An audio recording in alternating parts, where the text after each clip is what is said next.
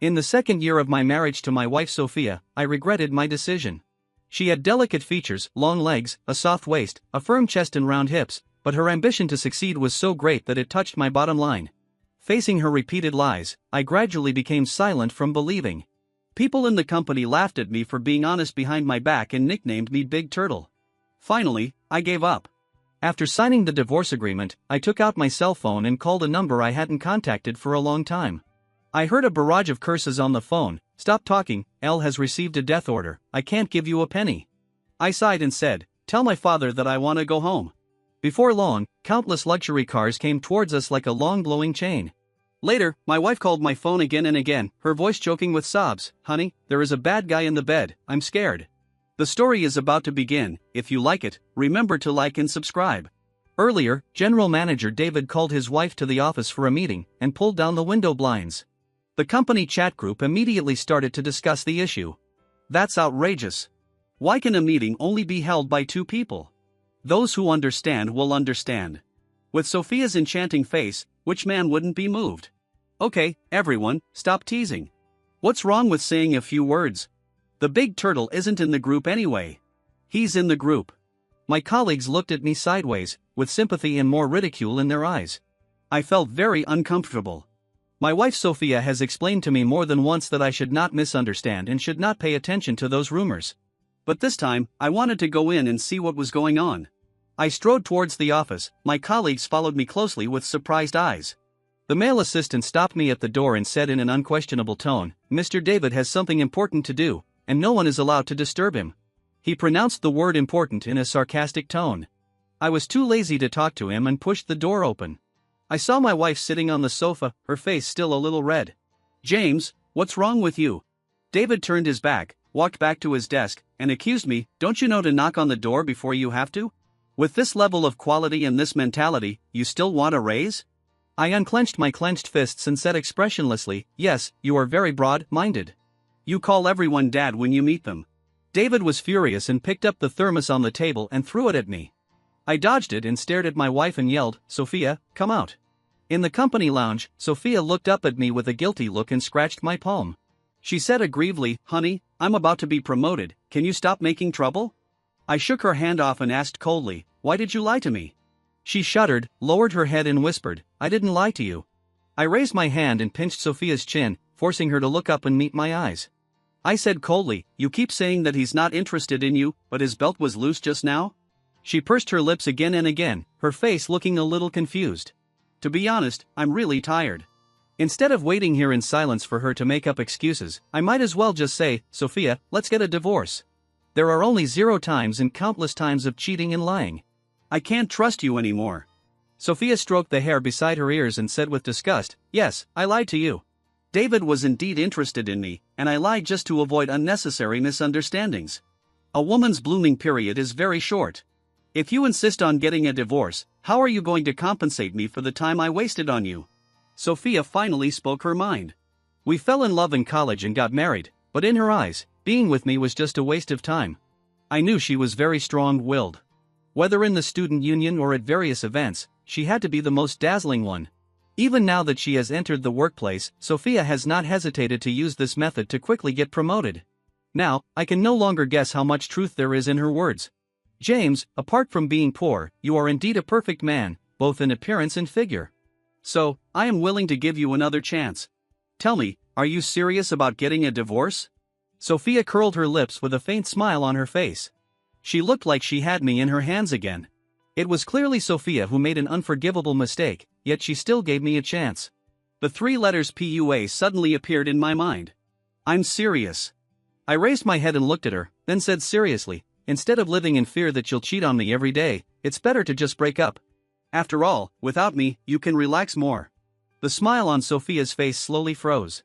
She observed me for a while before she opened her red lips and said angrily, "James, you don't have to be so petty." I shook my head speechlessly and insisted on getting the divorce certificate today. At this time, David pushed open the door of the lounge and walked in with his head held high. "Ms. Sophia, divorce him. James acts like a rich man every day, and his pockets are cleaner than his face. I will talk to the HR department and you will be the director. We will go to open champagne tonight to celebrate." He looked at Sophia with brighter eyes, stretched out his hand and naturally put his arm around her shoulders, and then said, "He doesn't cherish you, but there are many men who do. Don't be afraid, I support you." And Sophia didn't dodge, but nodded gratefully. I was so angry that I laughed. She suddenly became so strange. "Since you gave me the ring, I will give you all my loyalty and passion." This promise was made by Sophia herself. It turns out that everyone changes. When I met David's provocative eyes, my possessiveness and unwillingness began to take over again, even though I had already decided to divorce him. "Sophia, as long as you slap him, resign and follow me, I will pretend that what happened today never happened." I looked at her expectantly and continued, "As long as you are willing, I will forgive the past. Besides, it will be the 3rd year of our marriage soon, and the agreed deadline is coming soon, so I can take her home." David seemed to have heard a great joke and laughed so hard that he doubled over, holding his stomach. Sophia frowned, with a hint of disgust in her eyes, and said with disdain, "James, why are you still not awake? Do you know the market value of this company? Do you know what my starting annual salary is as a director? Forget it, let's get a divorce. You are too short-sighted, we are not from the same world." Listening to Sophia's words, my heart sank. David clapped his hands in agreement and said with a smile, "Let's go now. I'll take you two to the Civil Affairs Bureau to get your divorce certificates." I grabbed Sophia's wrist and pulled her towards me, and David immediately moved his hands and pushed me against the wall. He shouted at me angrily, "Touch her again, you little bastard." I grabbed David's collar and tightened my grip, instantly pinning him against the wall. I said coldly, "As long as we haven't divorced, she's still my wife, why can't I touch her? As for you, I give you face and call you Mr. David. If I don't give you face, who the hell are you, shouting at me here?" Sophia rushed over with a terrified look in her eyes, and ordered me to let go. "James, let go. If you dare to hurt David, your life will be over." Of course I know what Sophia means. He can become the general manager at such a young age, just because his family has some background. But the more I look at David's face, the more I hate it. What should I do? I took out a pen from my pocket. He struggled, and I hit him in the lower body with my knee. David screamed in pain, arched his body and cursed me, "James, you bastard, you dare to hit me. Do you know who my father is?" I used my thumb to push open the pen cap and wrote "stupid" on the left side of his face and "egg" on the right side. I wrote very heavily and drops of blood appeared on his fair and tender face. He screamed even louder. Sophia finally panicked and shouted for help without caring about her image. My colleagues rushed in and pulled me aside. "Oh my God, Mr. David, are you okay? Quick, quick, get a tissue and wet the water. Come on, make way, I'll move the chair over for Mr. David to sit on." Everyone looked fawning, making the scene a little funny. What I found most ironic was that Sophia stood in the middle of the crowd, gently held David's face, and put her lips close to him to blow on the red spots on his face. My heart seemed to be gripped by something. I was angry and numb. In the end, I felt nothing at all. After a long while, Sophia squeezed out of the crowd, stared at me coldly and said, "You are such a brainless person. Let's go to the Civil Affairs Bureau now." During the divorce process, she didn't say a word, just kept urging the staff to hurry up. After getting the certificate, Sophia immediately took a photo and posted it on WeChat Moments, as if she was relieved. Suddenly she looked up and said to me, "James, whether you believe it or not, I have never regretted marrying you. But after all, we are not on the same path." Sophia hurriedly took a taxi and left. I opened my phone and saw that she had posted a photo of her divorce certificate without any caption. However, many people in her circle congratulated her, saying things like the goddess has been reborn. Especially her brother, who gave her 3 thumbs up in a row. "Sister, this is really great. You finally divorced that rubbish James." I suddenly felt like a fool and started to think about the past. Sophia and I were so in love at the beginning, why did it turn out like this? After we graduated from college, we got married after finding jobs. It was so cozy to live in a small house. Every night we went to bed and hugged each other sweetly. Sophia liked to plan our future, talking about how much money she would make and how cute a baby she would give me in the future. I really wanted to tell her that if she just waited for 3 years, the best things in the world would be hers as long as she asked for them. But I swore a solemn oath and could not tell her. At this moment, I closed my moments, opened the number in my address book that I hadn't contacted for a long time, and called it. An impatient voice came from the phone, "Hey, kid, don't say anything, it's impossible. I dare not give you a penny." I was silent for a moment, then said tiredly, "Mr. Thomas, I'm divorced. Tell my dad, I want to go home." There was silence for a while, and then the voice became respectful and serious, and responded loudly, "Okay, Mr. James. I will send someone to pick you up after I verify it. After Sophia and I got together in college, I carefully tried to discuss marriage with my dad. He was so angry that he smashed an antique worth $800,000, stood up and slapped me twice, and said angrily, "Stupid. Who are you? Is Sophia worthy of you? Let's not talk about other things. Olivia's family and I are old friends. We swore to be in-laws in this life. If you do this, do you still want to keep my old face? You can just play around, find a star, find an internet celebrity, give a breakup fee, I don't care, but you can't be serious." I spat out a mouthful of blood foam, clenched my fists and told him firmly, "No, I want to marry Sophia." My father frowned, looked out the window, and sighed deeply. My heart skipped a beat, thinking he had compromised. Unexpectedly, he turned around and slapped me twice, saying viciously, "Rebellious son, you rebellious son. I can tell what kind of person you are at a glance. If you have no money or power, with her looks, can you protect her?" I nodded firmly again and said, "Time will tell the truth." Finally, my father and I made a 3-year agreement. I would give up my identity as the second-generation rich of the James family, not take a penny with me, and become an ordinary person, busy with 3 meals a day. As long as the salary is in place, the machine will be scrapped. He will not use his power to interfere with me, and I will never ask him for help when I encounter difficulties. As long as I marry Sophia for 3 years and still love her as before, he will recognize her as his daughter-in-law. It's almost been 3 years. From the beginning, I noticed something was not right between her and David. In Sophia's chat history, David was like a fox in heat, with hidden meanings in every word. Sophia swore to me that it was definitely not what I thought. For this, Sophia even said that David was a gay, and I believed her. In order to apologize to Sophia, I even spent all my saved salary to give her an entry-level Hermes. Sophia received the gift and smiled reluctantly. I thought Sophia felt sorry for me spending money, but later I found out that she had a more expensive bag hidden in her car. I went home, packed my things, and threw them all, including my keys, into the trash can downstairs. On the side of the road, several luxury cars were speeding by, and the harsh friction sound rang in my ears. "Mr. Thomas came so quickly? Isn't it still a few hours away from New York?" Several sturdy strangers got out of the car. The leader was chewing gum, looking at his phone, then at me, and said happily, "This is the guy Mr. David is looking for.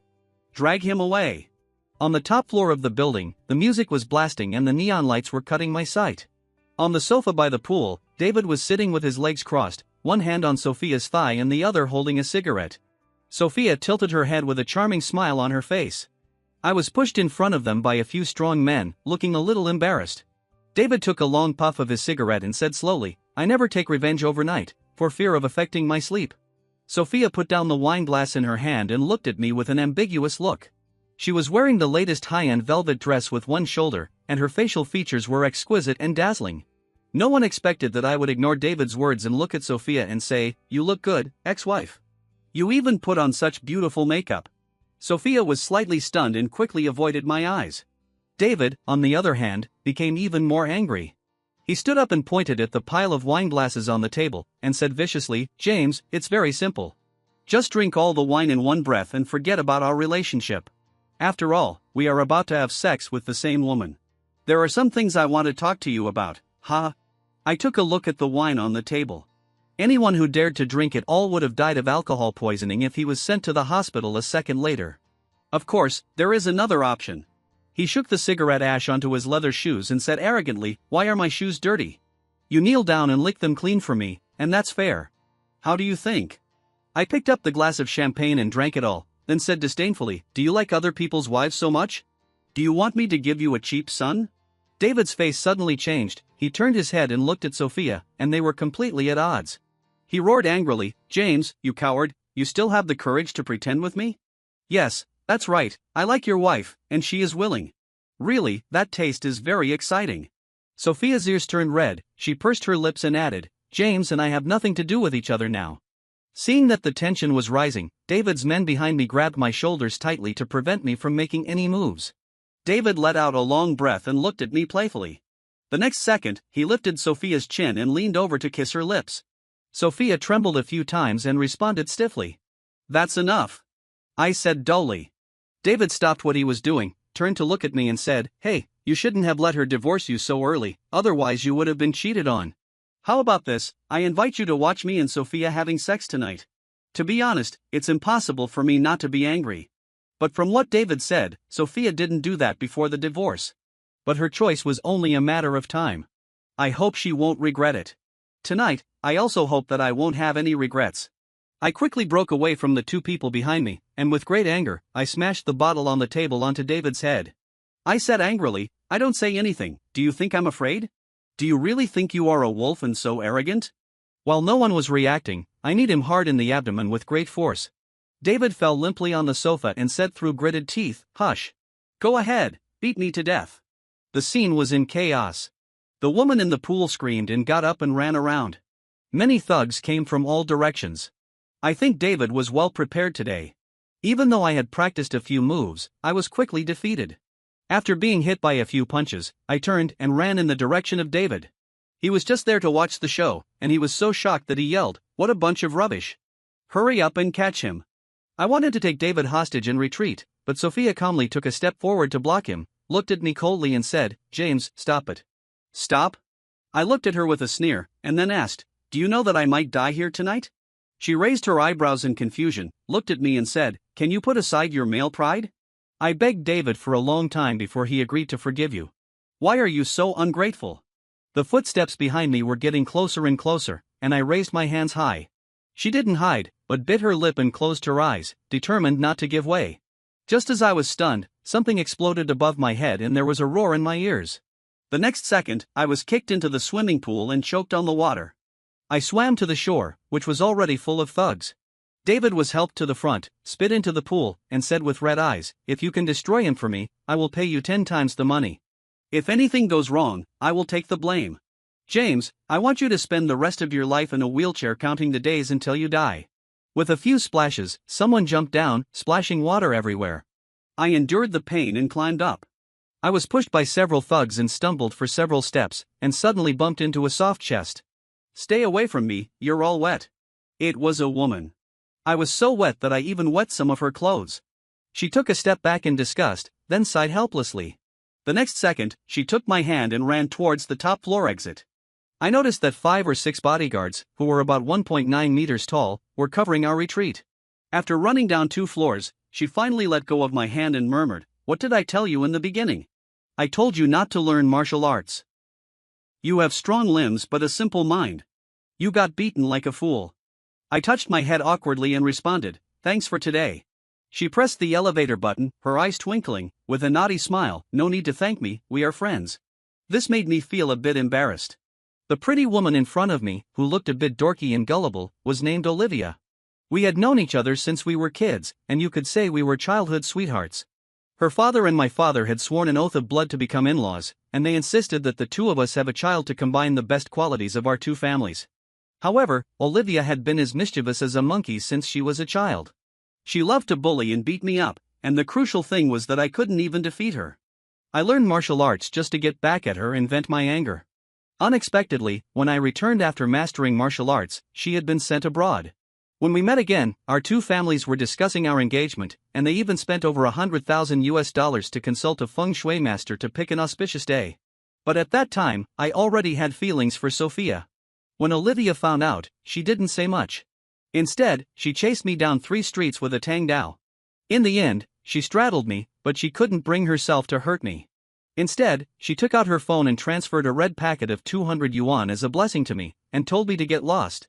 At this moment, I met Olivia here, and I was still in such an embarrassing situation. My toes were clenched tightly, and I wanted to find a hole to crawl into. But fortunately, meeting Olivia here should be a coincidence. She probably doesn't know what is happening to me now. You owe me such a big favor today. What's the point of just saying thank you? Do something practical and give me a few $1,000,000?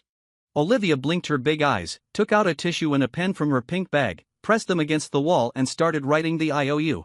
I was stunned for a moment, then said with a wry smile, I deserve it.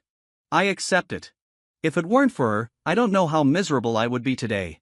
It seems like I forgot a zero. Alas, I'm not good at math. I'll give you a good deal. Please sign it. Olivia handed me the written IOU. I took the tissue. The beautiful black regular script was a little blurred, but it clearly said 10 million US. In order to prevent me from cheating, the date was even specifically marked and written for me.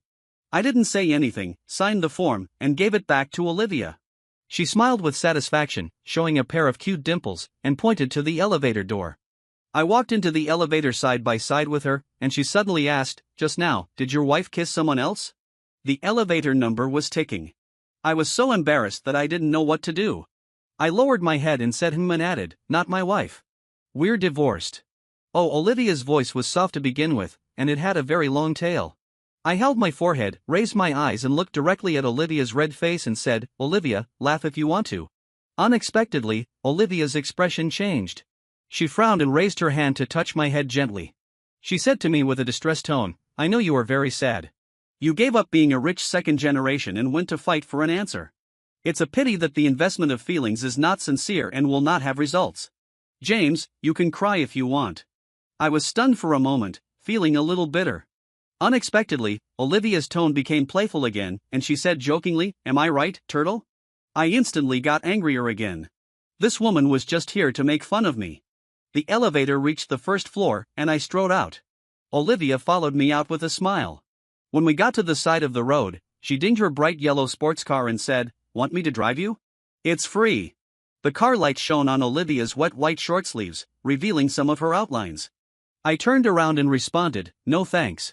Olivia reacted quickly, jumped into the car, honked at me twice and said, "Okay, I'm leaving first. Remember to give me money when you get home." My eyes fell on Olivia's red ears, and I thought that she might have come here just for me, so I asked her directly. Olivia pursed her lips and explained calmly, "What beautiful dream are you thinking about? I am here with my boyfriend. He is here to shoot an outdoor commercial. He is a big star and super handsome." I waved and took a taxi to the hotel. I called Mr. Thomas and said in a cold tone, "There is a man named David.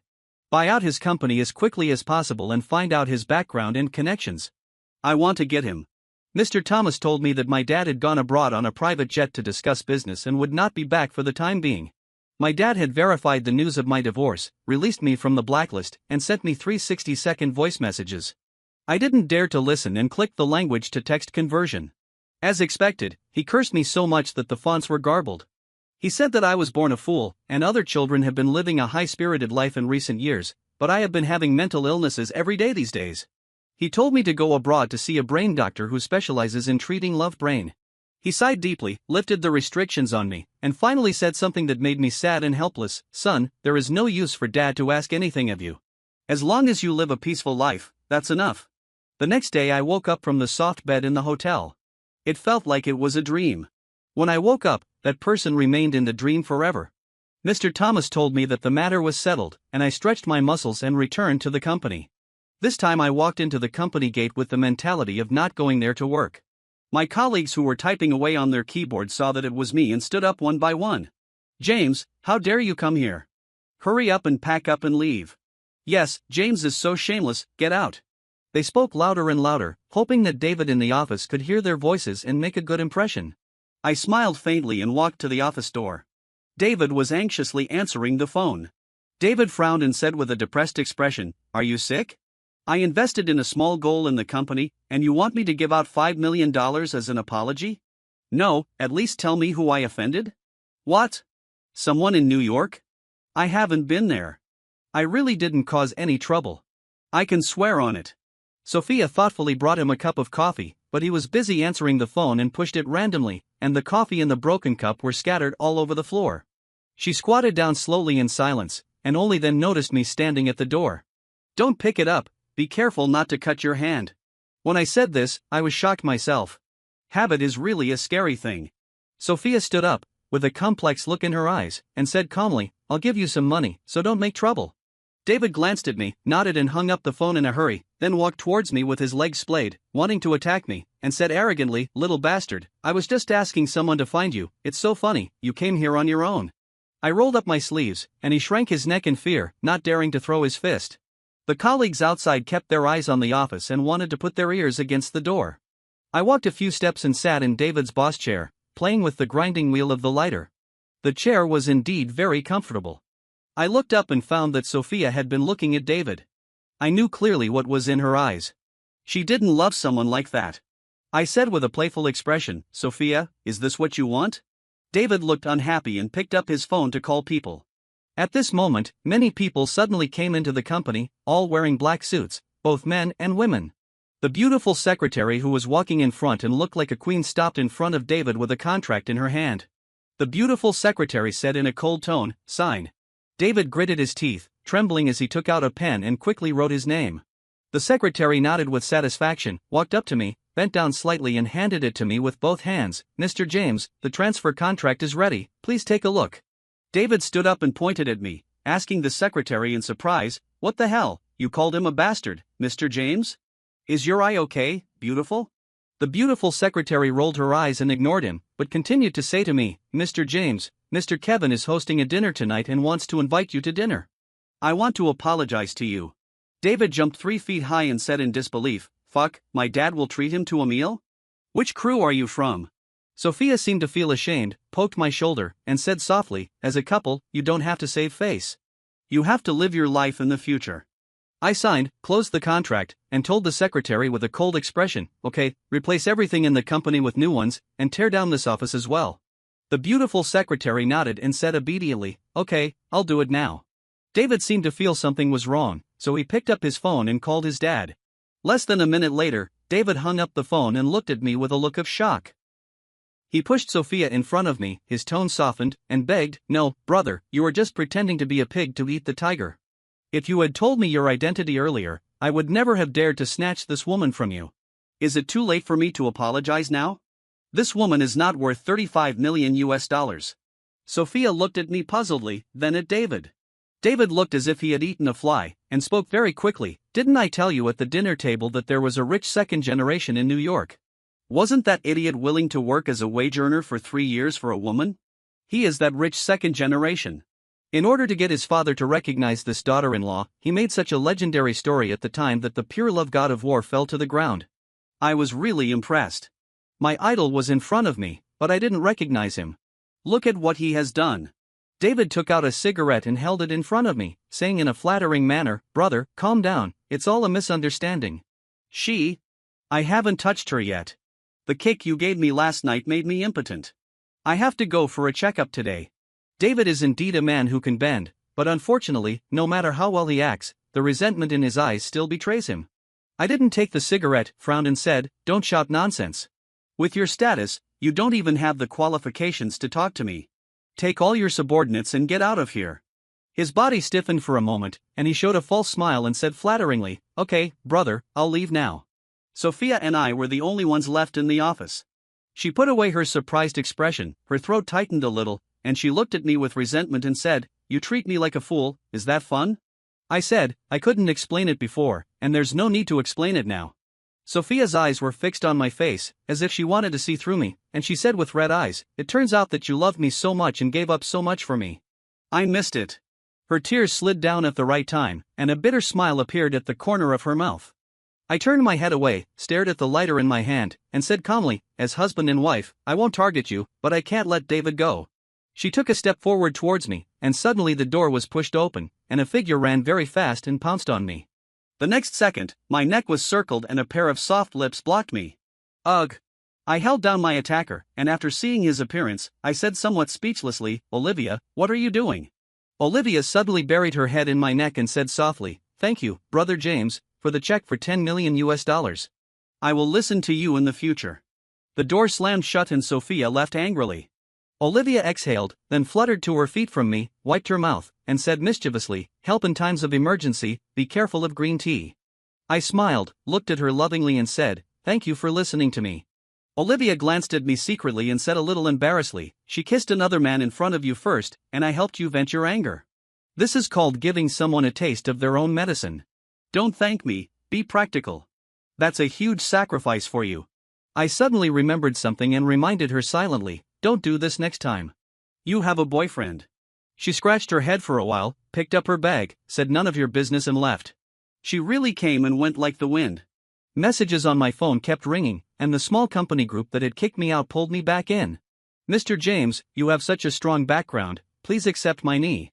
Mr. James is so low-key and easygoing, handsome and powerful, and his work ability is also top-notch. I can't believe I am so lucky that you are my boss." A group of fence-sitters, and it is precisely because of this that they can more easily hold their positions in various complex environments. Having experienced the sadness of working, I suddenly felt a little emotional. I left the company and saw a long line of luxury cars parked on the street. The lights of the cars were flashing brightly, as if welcoming me home. The driver opened the door for me, and I sat in the car, looking at the starry skylights above my head. It was a strange yet familiar feeling. I opened the car's wine cabinet and poured a glass of wine. I hadn't drunk it for a long time, and I choked a little. A yellow-haired young man on the side of the road was taking photos crazily with his phone, shouting loudly, "Sister, does your new brother-in-law have this car at home? Look at the big gold logo and the handsome body." I lowered the window a little, and the yellow-haired man happened to meet my eyes. His pupils trembled. "Hey, I am dazzled, the man in the car looks like that loser James." Sophia pulled him aside, not daring to look at me, and said in a muffled voice, "Stop talking." After returning to the villa arranged by Mr. Thomas and having dinner, an old man stood at the gate. He bowed and put the gift on the ground. "Mr. James, I am here to apologize to you on behalf of my son." I glanced behind him, and there was no one there. He explained with a nervous look on his face, "My son is in the hospital. He has a penis injury. The doctor said it's serious and might affect his fertility. Look at what happened. It's obviously all a misunderstanding. I'm going back to New York tomorrow."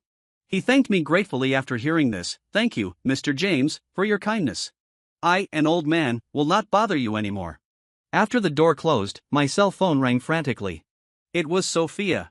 On the phone, Sophia said softly, "Are you there? James, there seems to be a thief in my house. I dare not move. I am so scared. What should I do? It seems like someone is hiding in the quilt of the bed. What should I do if they come to rob? Can you come to my place and rescue me, husband?" I held the phone, deleted the words I had typed, and wondered why she hadn't called the police. Suddenly, I looked at the words in the dialogue box and realized that she seemed to be under some kind of coercion. I picked up my coat and asked Mr. Thomas to call someone. All the way, Mr. Thomas hesitated and hesitated to speak. I said helplessly, "Don't worry, she and I will never have any contact again." Mr. Thomas then breathed a sigh of relief. I walked to the house where Sophia and I used to live. It was quiet all around, eerily quiet. Suddenly some people rushed out and started fighting. At this time, a shrill cry was heard, "Don't worry about anything else, just destroy James for me." The scene suddenly became chaotic. Mr. Thomas asked someone to escort me to the car. I called the police in the car and said, "David is playing dirty tricks on me. I have to make trouble for you." Sophia's panicked face appeared outside the window. She moved her lips but I couldn't hear clearly. I opened the car door and found that her arm was bleeding. Sophia pointed to the black van across the street and said weakly, "Miss Olivia, it seems that she was caught in the car by David." I thought to myself that this was not good, and I rushed over without thinking too much.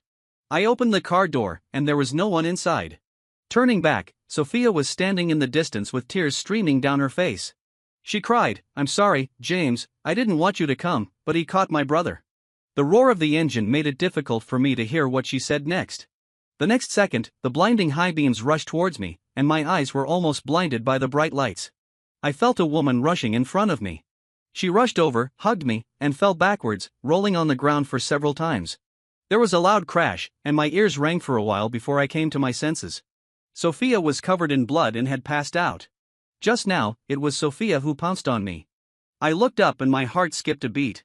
I saw a yellow sports car crashing into the waist of the black car, forcing it against the guardrail. Both cars were overturned on the ground, and the pungent smell of gasoline made me forget to breathe for a moment.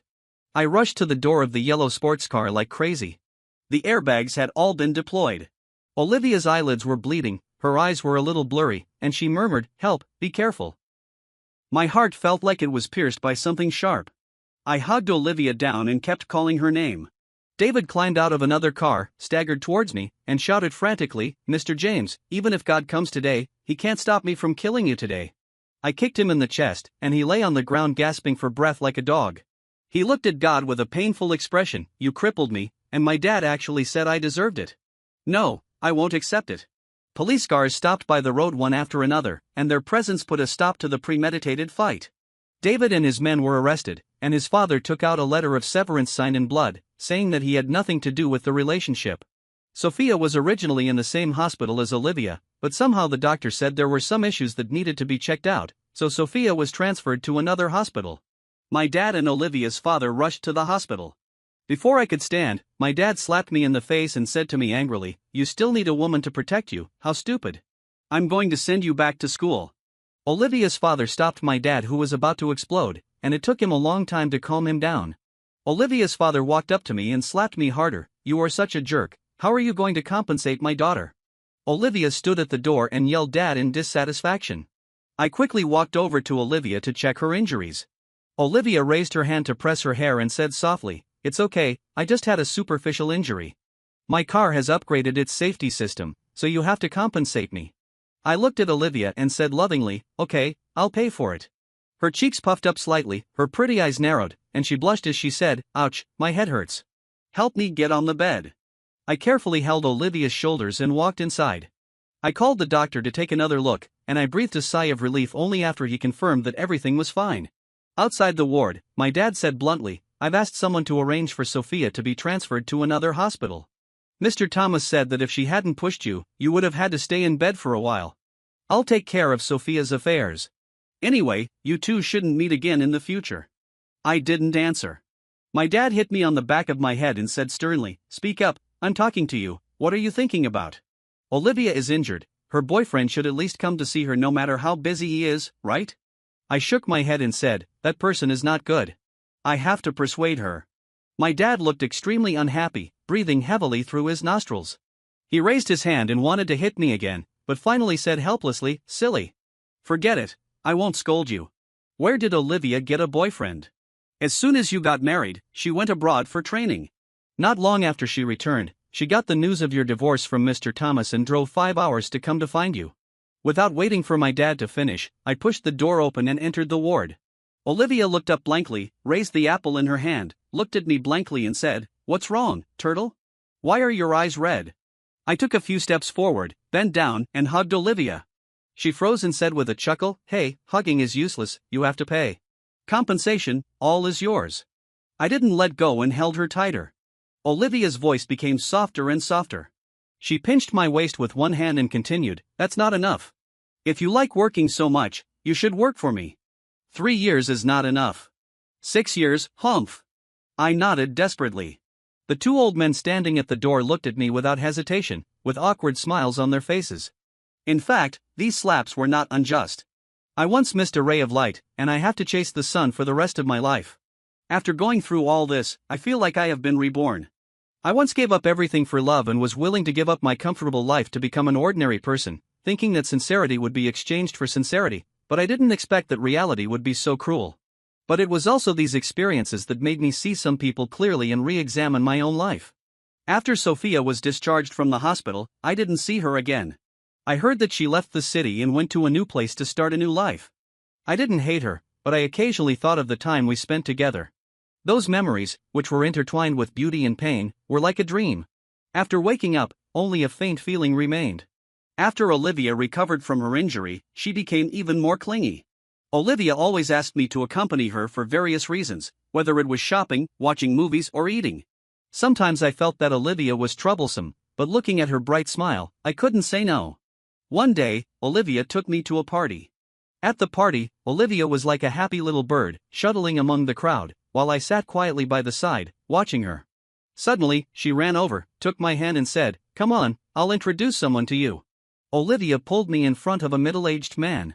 Olivia smiled and said, "Dad, this is James, the one I told you about." I realized that this was Olivia's father.